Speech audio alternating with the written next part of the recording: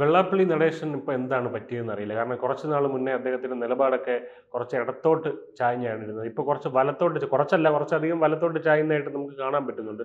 ഇപ്പോൾ കഴിഞ്ഞ ദിവസം ഒരു എസ്.എൻ.ഡി.പി യോഗത്തിൽ കഴിഞ്ഞ ദിവസം നടന്ന എസ്.എൻ.ഡി.പി യോഗത്തിൽ അദ്ദേഹം പറയുന്നത് കാന്തപുരം ആണ് എൽ.ഡി.എഫിൻ്റെ ചരട് വലിക്കുന്നത്.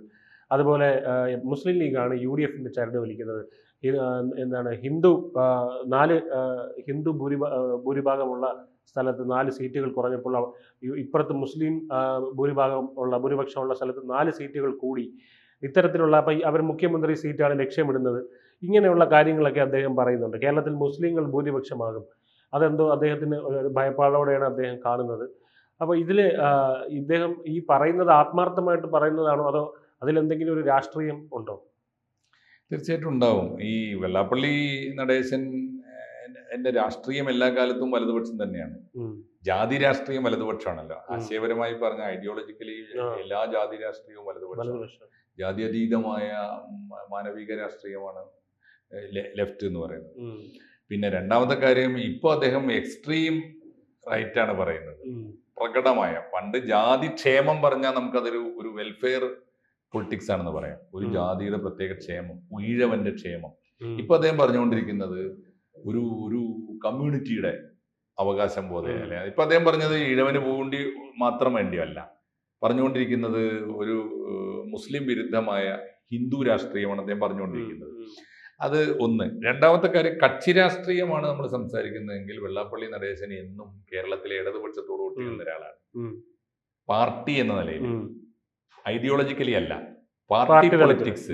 ഇപ്പൊ കക്ഷി രാഷ്ട്രീയം നോക്കുമ്പോൾ ഇടതുപക്ഷത്ത് അത് കേരളത്തിലെ ഈഴവന്മാരുടെ ചരിത്രത്തിലുടനീളം ഉണ്ട്. അത് കേരള കൗമുദി പത്രം ആരുടേതാണെന്ന് ചോദിച്ചാൽ നമ്പർ 1 ഈഴവന്റേതാണ്, നമ്പർ 2 ഇടതുപക്ഷത്തിന്റെ കമ്മ്യൂണിസ്റ്റുകാരുടേതുമാണ്, ഒന്നുകിൽ CPM അല്ലെങ്കിൽ CPI.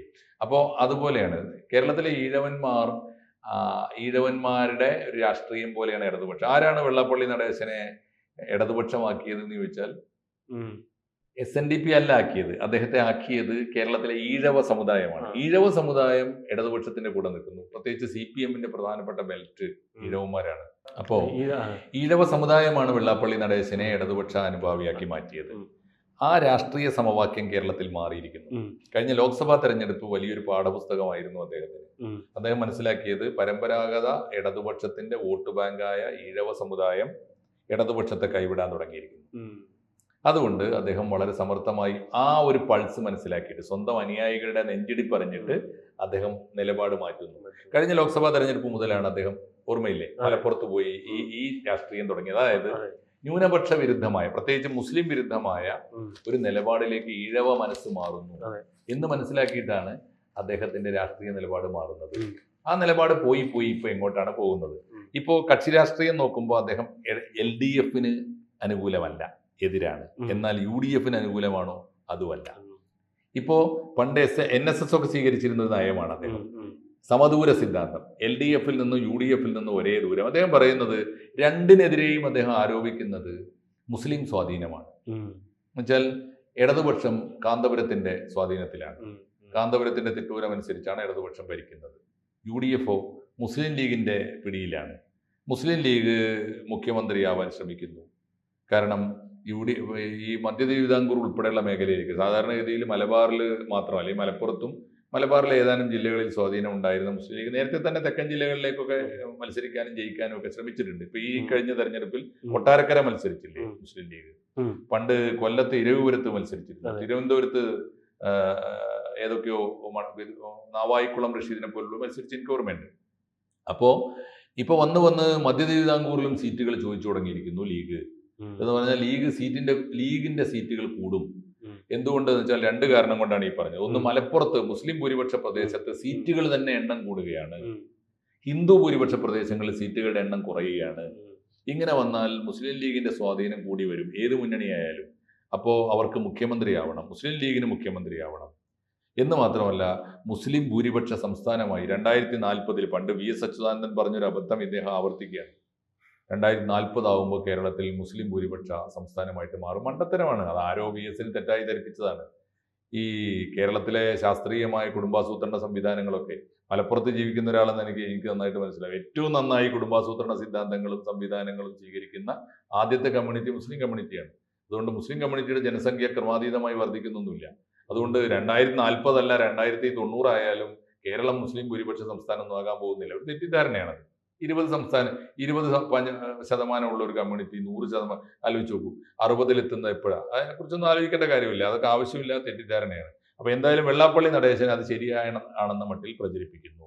ഇതുകൊണ്ട് എന്താ സംഭവിക്കാൻ പോണത്? സംഭവിക്കാൻ പോണത് രണ്ട് മുന്നണികളെയും ഭൂരിപക്ഷ സമുദായം, പ്രത്യേകിച്ച് ഈഴവ സമുദായം അകലം പാലിക്കും. എന്ന് പറഞ്ഞാൽ UDF-നെയും LDF-നെയും വിശ്വാസത്തിൽ എടുക്കാതെ ഇരിക്കും പ്രത്യക്ഷത്തിൽ.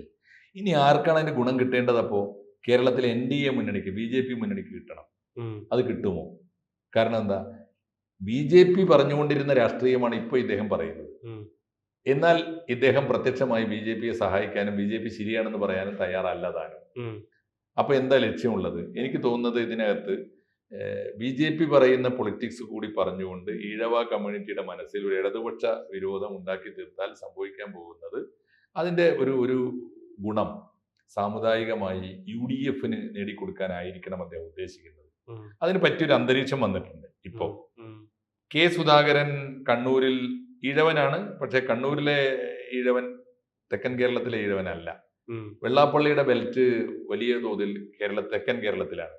അപ്പോ തെക്കൻ കേരളത്തിൽ നിന്ന് ഒരു ഈഴവ നേതാവ് അടൂർ പ്രകാശിനെ UDF-ന്റെ കൺവീനറായിട്ട് നിയമിച്ചിട്ടുണ്ട്.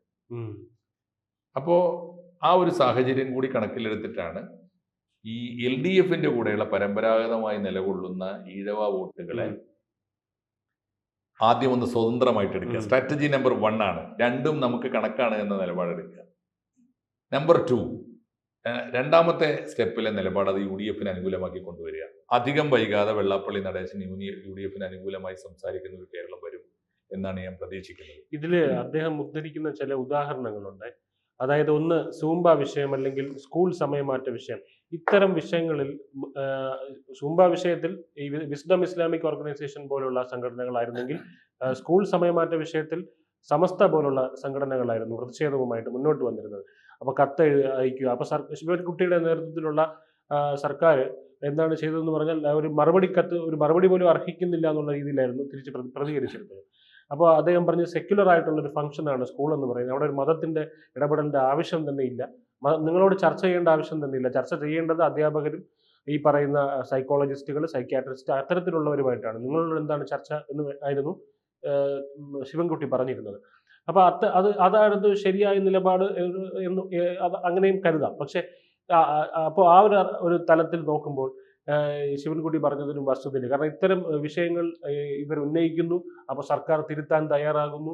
ഇത്തരം സെക്യുലർ ഫംഗ്ഷനുകളിൽ മത സംഘടനകൾ ഇടപെടേണ്ട ആവശ്യമുണ്ടോ?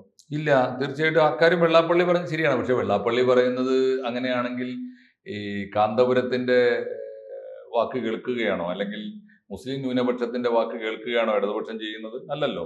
വളരെ കൃത്യമായ നിലപാടെടുക്കുകയല്ലേ. ശിവൻകുട്ടിയോട് നമുക്ക് ഒരുപാട് കാര്യങ്ങൾ വിയോജിപ്പുണ്ടാവും.